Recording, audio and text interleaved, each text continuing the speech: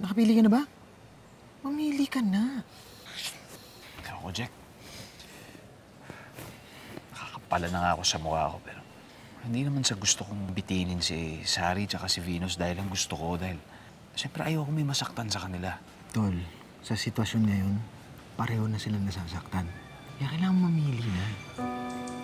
Mamili ka na kasi pag hindi, mawawala yung dalawa na yan.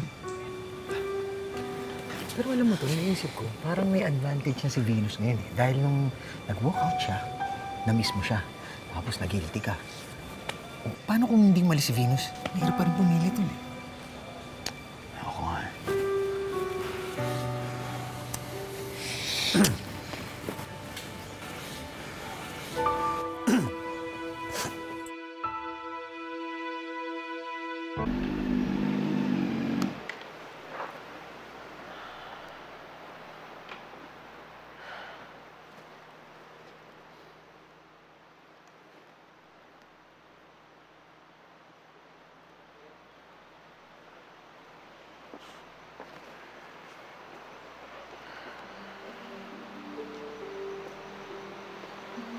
Pepe.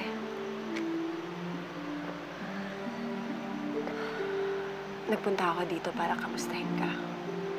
May problema ba?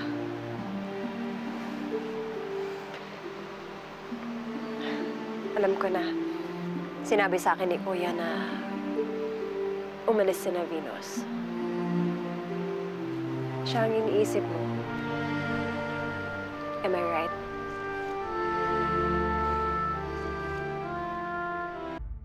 Hindi mo na siya nagpaalam eh.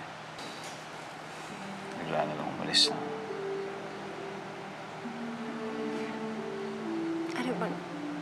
Ano bang ibig sabihin nito, Pepe? Sorry. Sorry.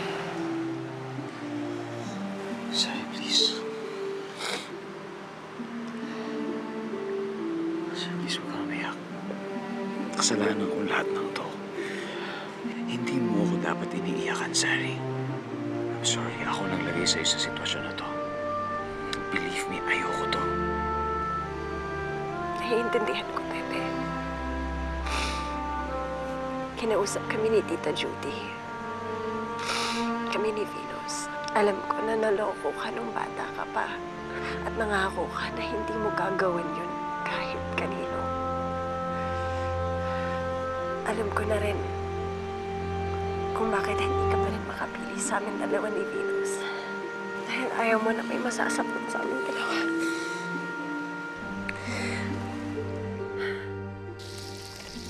Maganda ba to, Frida?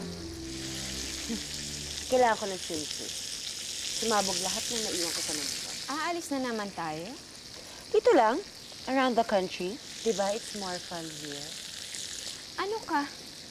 Nagmahal, nasaktan, nag-travel? Hindi bagay maging cliche sa'yo, Miss Venus. Kahit sa Antarctica ka pa magpunta, hindi mo makakalimutan si Pepe. Kailangan planuhin ko ang buhay ko nang wala siya, Frida.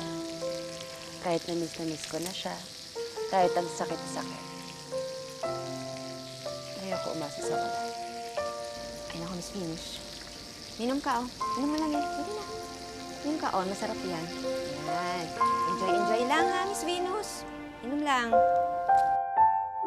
Hindi naman kita pwedeng piliin dahil lang wala si Venus. Of course. That would be unfair to me. That would be so unfair.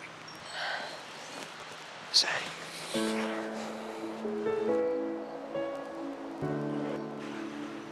Sorry. Sorry, you don't deserve this.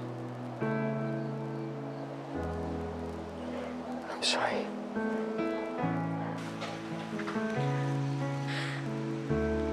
Baby, you shouldn't.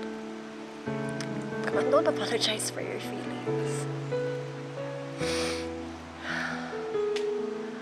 I know that there was a time na minahal mo rin ako. And it was real. It was so real. At hindi ako nagsisisi na minahal kita, Pepe. Hindi ako nagsisisi na naging malaking parte ka ng buhay ko.